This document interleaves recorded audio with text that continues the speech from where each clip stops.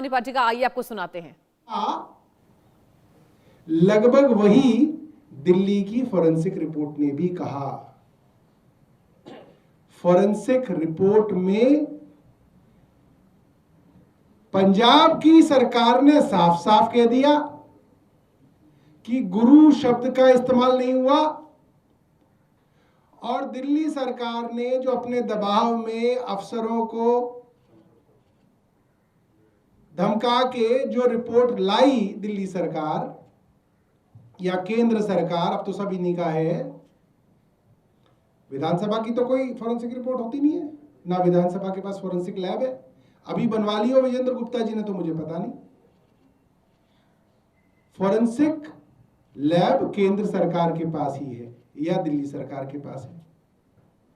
Law and order है, इसलिए दोनों केंद्र के पास ही आ जाता है।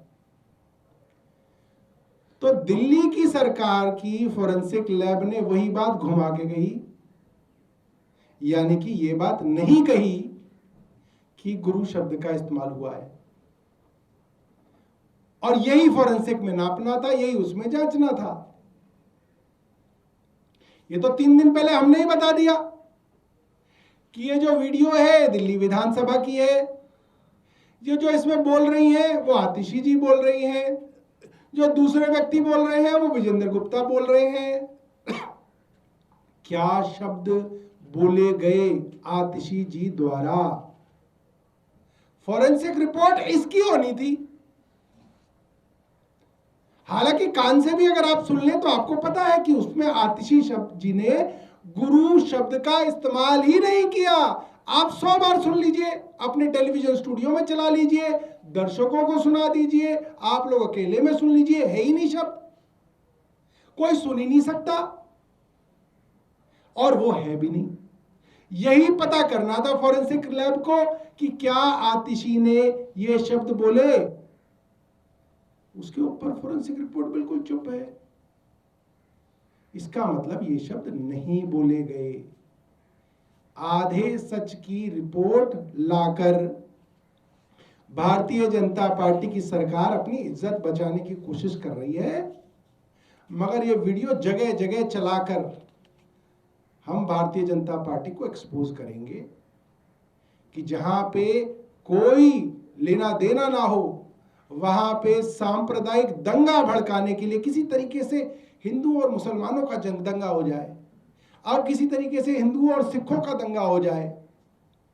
ये कोशिश भारतीय जनता पार्टी खुल्लम खुल्ला कर रही है, और इसके लिए सारे प्रपंच किए जा रहे हैं। और आज जो प्रेस वार्ता हुई उससे ये साफ हो गया कि स्पीकर महोदय ने स्पीकर के पद की गरिमा तक को भी ठेस पहुंचाई।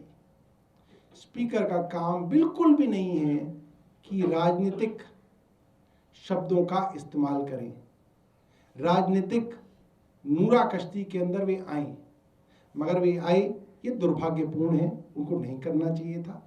मगर फिर भी क्योंकि वे आए हैं और राजनीतिक बात कर रहे हैं, तो हमको भी राजनीतिक पार्टी के रूप में उन आरोपों का जवाब देना पड़ रहा है, मगर स्पीकर के पद को ये शोभा नहीं देता। उसके लिए उनके पास कपिल मिश्रा हैं, उसके लिए उनके पास मनिंदर सिंह सिरसा हैं, उनसे उनको प्रेस वार्ता करानी चाहिए थी, या सरकार की फॉरेंसिक रिपोर्ट है तो सरकार को करनी चाहिए थी। कोई प्रश्न आपके पास हो?